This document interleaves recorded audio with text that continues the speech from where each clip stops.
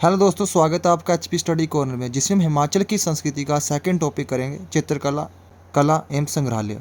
जिसमें हम इस टॉपिक से जितने भी इंपॉर्टेंट क्वेश्चन है वो सभी जो है हम आज देखने वाले हैं, और जितने भी जो मैक्सिमम क्वेश्चन है यहाँ से वो एग्ज़ाम में आए हुए हैं।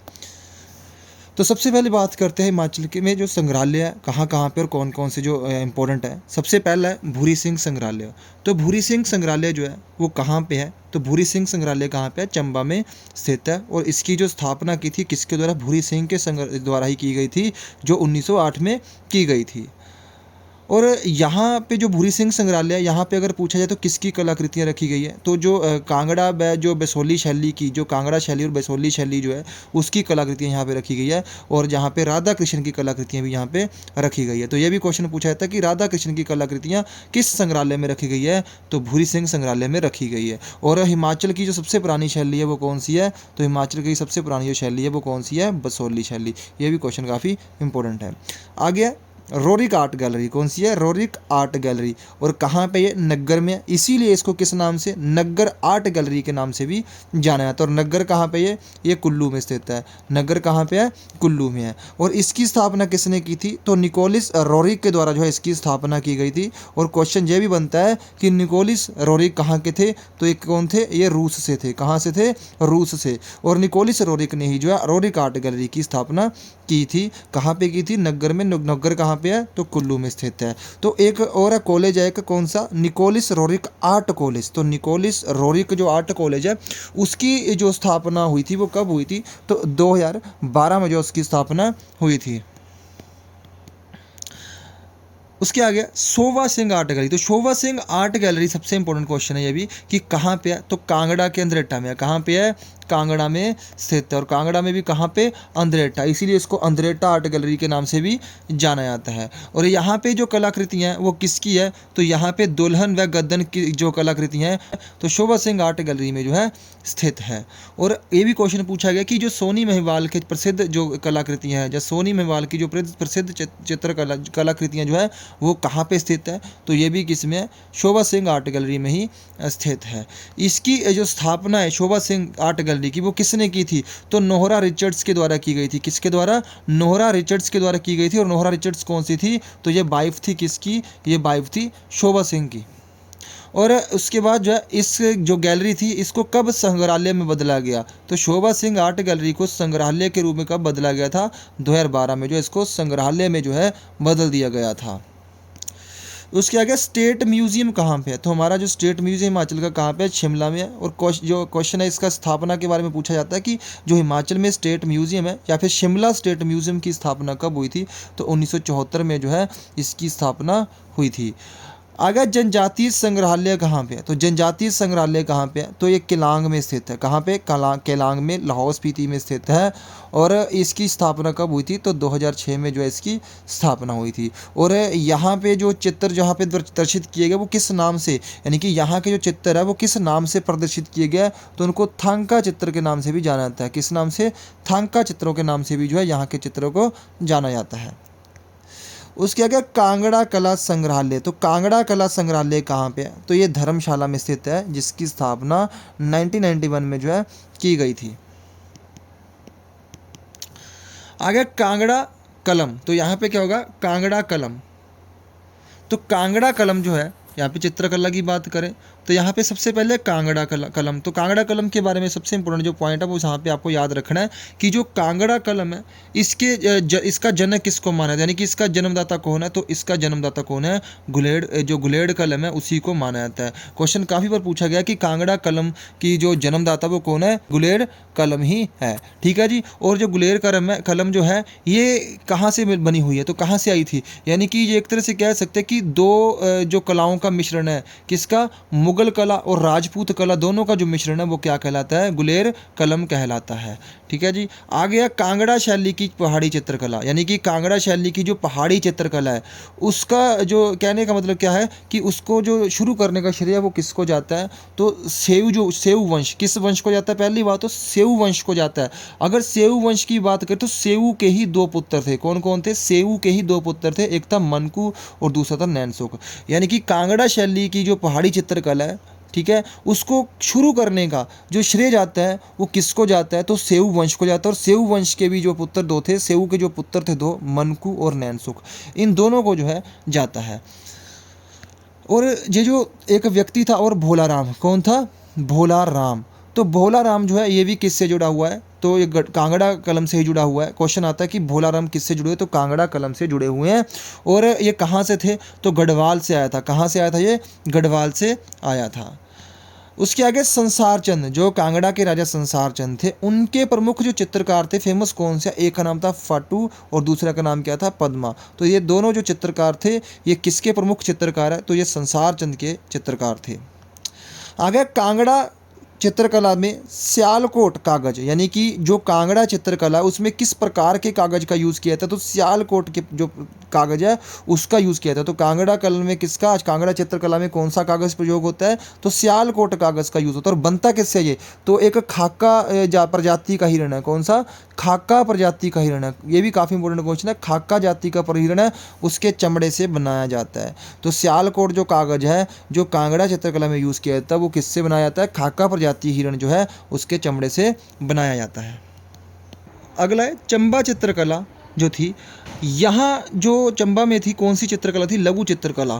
तो इसका जो लघु चित्रकला का जो विकास है ये किसके शासनकाल में हुआ था, तो चंबा चित्रकला जो लघु चित्रकला थी उसका विकास किसके शासनकाल में हुआ, तो चंबा का राजा जो पृथ्वी सिंह था उसी के शासनकाल में जो है हुआ है। आगे चंबा के जो प्रसिद्ध चित्रकार थे, यानी कि चंबा चित्रकला से जुड़े हुए प्रसिद्ध चित्रकार कौन थे, एक था रांझा व दूसरा कौन सा था, निक्का। तो दोनों जो है वो किस वंश से जुड़े हुए थे, ये भी सेऊ परिवार से ही जुड़े हुए थे जिन्होंने कांगड़ा कलम को प्रकाशित किया था। आगे चंबा कलम का सबसे अधिक विकास, जो चंबा कलम है इसका जो सबसे अधिक विकास हुआ है वो किसके शासनकाल में हुआ है, तो इसका जो विकास हुआ है वो राजा राज सिंह के जो है शासनकाल में हुआ था। आगे चंबा चित्रकला शैली उमेद सिंह के समय अपनी प्रकाष्ठता पर थी, यानी कि जो चंबा चित्रकला शैली थी वो किसके शासनकाल में, चंबा के किस शासक के जो समय में जो है अपनी प्रकाष्ठता पर थी, यानी कि ऊंचाइयों पर थी, तो वो उमेद सिंह के जो है शासन में ही ऊंचाइयों पर थी। और इसको प्रकाशित करने के लिए जो है, इसको बढ़ावा देने के लिए जो है चंबा में जो है उमेद सिंह ने एक महल का निर्माण करवाया था जिसको बोलते हैं चंबा रंग महल। तो चंबा रंग महल जो है इसी को प्रकाशित करने के लिए जो है यहाँ पे उमेद सिंह के द्वारा जो बनाया गया, और यहाँ पे जो है चंबा चित्रकला जो है शैली जो है देखने को मिलती है। राज सिंह के चित्रकार कौन कौन से थे, जो चंबा का जो राजा राज सिंह है इसके जो चित्रकार है कौन कौन से, एक का नाम है रांझा, निक्का, छज्जू और हरकू। ये तीनों जो है किस शासक के चित्रकार थे, तो राजा राज सिंह के जो है चित्रकार थे। आगे चंबा कलम का उद्गम किससे हुआ है, तो ये बसोली शैली तथा गुलेड़ चित्रकला से जो है इसका उद्गम हुआ है। आगे पनिहारीन चित्रकला, ये भी काफ़ी इंपॉर्टेंट है कि पनिहारीन चित्रकला जो है वो किस शैली की है, यानी कि कहाँ की है पनिहारीन चित्रकला, तो ये चंबा शैली की ही जो है एक चित्रकला है जिसका नाम क्या है, पनिहारीन चित्रकला। आगे भित्ति चित्र कौन कौन से हैं, तो भित्ति चित्र क्या होते हैं, विवाह के समय जो दीवारों पर चित्र बनाने की परंपरा है वह क्या कहलाती है, यानी कि जो विवाह के समय में जो चित्रकला की जाती है, जो दीवारों पर चित्रकला की जाती है उसको क्या बोलते हैं, बंगद्वारी कहा जाता है। ये भी क्वेश्चन काफ़ी बार पूछा गया है। चंबा रंगमहल भित्ति चित्र जो है वो किसके समय में बनाए गए थे, तो राजा उमेद सिंह के समय में ही जो है देखने को मिलते हैं। आगे दमदमा महल की भित्ति चित्र जो है, दमदमा महल की जो भित्ति चित्र है वो राजा सूरजमल के समय में जो है देखने को मिलते हैं।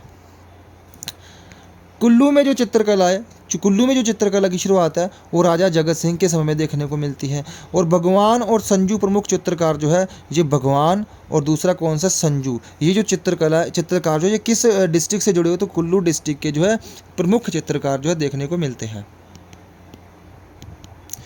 आगे चंबा रुमाल कला, तो चंबा रुमाल कला जो है इसका विकास किस राजा के समय में हुआ था, तो इसका विकास भी जो है राजा राज सिंह के समय में हुआ था तथा जो रानी शारदा के समय में जो है देखने को मिलता है। काफ़ी बार क्वेश्चन पूछा गया कि चंबा रुमाल कला का जो विकास है वो किसमें, तो राजा राज सिंह तथा रानी शारदा के समय में जो है देखने को मिलता है। इसमें क्या होता है कि रुमाल पर जो चित्रकला का नमूना है, जो यहाँ पे रुमाल पर चित्रकला की जाती है उसका एक नमूना मिलता है, वो कहाँ मिलता है, तो चंबा में जो भूरी सिंह संग्रहालय है वहाँ पे जो है ये नमूना जो है रखा गया है। चंबा रुमाल कला को प्रोत्साहित करने के लिए राजा उमेद सिंह ने चंबा रंग महल की नींव भी रखी थी। तो चंबा रंग महल की जो नींव है उसको भी रखा था किसके लिए, चंबा रुमाल कला को प्रोत्साहित करने के लिए। और चंबा रंग महल का जो निर्माण है वो किसने करवाया था, उमेद सिंह के द्वारा करवाया गया था। आगे रुमाल पर कुरुक्षेत्र युद्ध, तो रुमाल पर जो कुरुक्षेत्र युद्ध के जो लघु चित्रों की जो कृतियाँ बनाई गई है जिसको कहाँ रखा गया है। अब ये जो कुरुक्षेत्र युद्ध से जुड़ी हुई लघु चित्रकला ये किसको कहाँ रखा गया है, तो इसको विक्टोरिया अल्बर्ट संग्रहालय में रखा गया है। और ये जो विक्टोरिया अल्बर्ट संग्रहालय ये कहाँ पे स्थित है, तो ये लंदन में स्थित है। और यहाँ पे जो ये रुमाल कला थी, जो रुमाल चित्रकला थी जो कुरुक्षेत्र युद्ध से जुड़ी हुई थी, तो ये वहाँ पे कैसे गई थी, तो किस राजा ने उसको जो है भेंट किया था लंदन को, तो राजा गोपाल सिंह ने जो है इसको 1873 में जो है भेंट किया था। तो जो कुरुक्षेत्र युद्ध से जुड़ी हुई लघु चित्रकला थी रुमाल पर की गई, वो किस चंबा के किस राजा के द्वारा जो है वो अंग्रेजों को जो है भेंट की गई थी, तो चंबा के राजा गोपाल सिंह के द्वारा जो है वो भेंट की गई थी। उसके आगे थापड़ा क्या है, तो थापड़ा एक क्या है, चादरनुमा कपड़ा होता है। थापड़ा क्या है, कि चादरनुमा कपड़ा, या फिर इसको क्या बोलते हैं, शाल भी कहते हैं इसको। आगे कोहार, तो कोहार क्या है, तो दीवार पर लटकाने का कपड़ा है। दीवार पर लटकाने का कपड़ा क्या कहलाता है, कोहार कहलाता है। आगे अमृता शेरगिल, अमृता शेरगिल किससे संबंधित है, तो अमृता शेरगिल जो है हिमाचल में वो किससे संबंधित है, तो चित्रकला से संबंधित है। ये भी काफ़ी बार क्वेश्चन पूछा गया है कि अमृता शेरगिल किससे संबंधित है, तो चित्रकला से संबंधित है। हिमाचल में कितने प्रतिशत हिंदू है, तो हिमाचल में 96% हिंदू है। भारत का दूसरा सबसे बड़ा धार्मिक समूह कौन सा है, तो भारत का जो दूसरा सबसे बड़ा धार्मिक समूह है वो कौन सा है, मुस्लिम। जामा मस्जिद किस जिले में है, तो जामा मस्जिद कहाँ पे है, हिमाचल में। तो जामा मस्जिद हिमाचल में कहाँ पे है, शिमला में स्थित है। अशोक ने कहाँ पर स्तूप बनाए थे, तो अशोक ने कुल्लू घाटी तथा चैतलू घाटी में जो है, चैतलू घाटी कहाँ पे, कांगड़ा, इन दोनों जगह पे जो है अशोक के स्तूप बनाए गए थे। अशोक ने कुल कितने स्तूप बनाए थे, तो 84,000 स्तूप जो है अशोक के द्वारा कुल भारत में बनाए गए थे। सबसे अधिक सिख किस जिले में है, तो सबसे अधिक जो सिख है वो ऊना जिले में आते हैं। और सेकंड नंबर पे किस में आते हैं, तो सेकंड नंबर पे जो सिखों की संख्या है वो सिरमौर डिस्ट्रिक्ट में आती है। गुरु गोविंद सिंह गुरुद्वारा हिमाचल प्रदेश में कहाँ पे है, तो गुरु गोविंद सिंह गुरुद्वारा जो है हिमाचल प्रदेश में पांवटा साहिब में स्थित है। आ गया झंडा मेला, झंडा मेला किसकी याद में लगता है, तो गुरु रामदास की याद में जो है सिरमौर में लगाया जाता है झंडा मेला। छिन्न मस्तिका मंदिर कहाँ पे है, तो छिन्न मस्तिका मंदिर किसको बोला जाता है, माता चिंतपूर्णी को बोला जाता है। किसको, चिंतपूर्णी माता को ही जो है छिन्न मस्तिका भी बोला जाता है। और छिन्न मस्तिका या चिंतपूर्णी मंदिर कहाँ पे है, तो ऊना में स्थित है। आगे शिरगुल देवता कहाँ के देवता है, तो शिरगुल देवता को कहाँ पूजा जाता है, तो सिरमौर के चूड़धार में जो है शिरगुल देवता को पूजा जाता है। आगे खुशी के अवसर पर गद्दी लोग शिव पूजा के लिए विशेष प्रार्थना करते हैं। तो वो जो अवसर है या त्यौहार है उसको कौन सा मेला बोलते हैं, तो उसको नवाला मेला बोलते हैं। और किसके द्वारा मनाया जाता है, गद्दी जनजाति के द्वारा जो है नवाला मेला मनाया जाता है। रामपुर घाटी की कुल देवी का नाम क्या है, तो रामपुर घाटी जो है शिमला में उसकी जो कुल देवी का नाम है वो है महिषासुरमर्दिनी जो है वहाँ की कुल देवी का नाम है। हिमाचल प्रदेश में बौद्ध धर्म को किसने फैलाया था, जब बौद्ध धर्म को फैलाने का प्रयास किसके द्वारा किया गया था, तो पद्म संभव के द्वारा किया गया था, जो कि 8वीं शताब्दी में जो किया गया था। कब किया गया था, 8वीं शताब्दी में किया गया था। ये भी याद रखना कि कब किया गया था, 8वीं शताब्दी में। प्राचीन हिंदू नियम के किसने दिया था, या फिर प्राचीन हिंदू नियम के प्रतिपादन कौन थे, तो मनु को जो है वो प्राचीन हिंदू नियम के प्रतिपादन कहा जाता है। आगे पंगवालों की देवी कौन सी है, तो पंगवाल जो है जनजाति कहाँ पे पाई जाती है, चंबा में पाई जाती है। और इनकी जो देवी है उनका नाम क्या है, दुर्गा या शक्ति। उसके आगे पद्म संभव का जन्म कहाँ हुआ था, तो पद्म संभव का जन्म कहाँ हुआ था, रिवाल्सर। और जो रिवाल्सर लेक है वो कहाँ पे है, तो वो कहाँ पे है, मंडी में स्थित है। सांपों की देवी किसे कहा जाता है, तो सांपों की देवी को माता मनसा देवी को कहा जाता है। तो मनसा देवी को ही सांपों की देवी कहा जाता है। बासुकी नाग की पूजा किस जिले में की जाती है, काफ़ी इंपॉर्टेंट क्वेश्चन है। बासुकी नाग की जो पूजा है वो कहाँ पे की जाती है, किस जिले में की जाती है, चंबा में जो है बासुकी नाग की पूजा की जाती है। आ गया मरीच देवता की पूजा कहाँ की जाती है, तो मरीच देवता की जो पूजा है वो कुमारसेन तथा कोटगढ़ में की जाती है। कहाँ पे, कुमारसेन रियासत और कोटगढ़ रियासत में की जाती है। एचपी में, हिमाचल प्रदेश में इष्ट देवता किसका नाम है? तो एक व्यक्ति को जो है इष्ट देवता के नाम से जाना जाता है, यानी कि इष्ट देवता किसको कहा जाता है? एक व्यक्ति को ही जो है इष्ट देवता कहा जाता है। जमलू देवता को क्या अर्पण किया जाता है? तो जमलू देवता को जो है चांदी के एक घोड़े की मूर्ति अर्पण की जाती है। और जमलू देवता कहाँ के देवता? तो मलाना गाँव जो है कुल्लू में, वहाँ के जो है देवता है, वहाँ पर इसकी पूजा की जाती है। एचपी में कुल कितने शक्तिपीठ है? तो हिमाचल प्रदेश में कुल कितने? 4 शक्तिपीठ है। कुल्लू का निर्मंड किससे संबंधित है? तो कुल्लू का जो निर्मंड है वो परशुराम से संबंधित है। और परशुराम को किसका छठा अवतार माना जाता है? किसका? भगवान विष्णु का जो है छठा अवतार भी माना जाता है। किस पुराण के अनुसार बाणासुर को, जो ऊपरी शिमला सराहन क्षेत्र का शासक था, यानी कि जो शिमला सराहन का शासक था जिसका नाम क्या था? बाणासुर, इस बाणासुर को कृष्ण ने मारा था। तो किस पुराण के अनुसार ये बात बोली गई? तो देव पुराण के अनुसार बोली गई है। और कुल पुराण कितने? तो कुल पुराणों की संख्या 18 है। और जो सबसे पुराना पुराण है, सबसे पुराना पुराण कौन सा है? तो सबसे पुराना जो पुराण है वो कौन सा है? मत्स्य पुराण जो है वो सबसे पुराना जो है पुराण है, मत्स्य पुराण। हिवानसांग के अनुसार जो चीनी यात्री था हिवानसांग, इसके अनुसार कुल्लू में बौद्ध धर्म का कौन सा मत लोकप्रिय था? तो कौन सा था? वज्रयान जो शाखा थी, यही क्या थी? वहाँ पे कुल्लू में जो है लोकप्रिय थी। और यही जो वज्रयान शाखा है ये क्या थी? ये सबसे ज़्यादा पतन जो है इसी शाखा ने जो है किया था। तो वज्रयान शाखा के द्वारा ही जो है बौद्ध धर्म का सबसे ज़्यादा पतन भी हुआ था। तो आज का हमारा टॉपिक समाप्त होता है। अगर आपको वीडियो अच्छी लगी हो तो वीडियो को लाइक करना और शेयर करना और चैनल को भी सब्सक्राइब करना।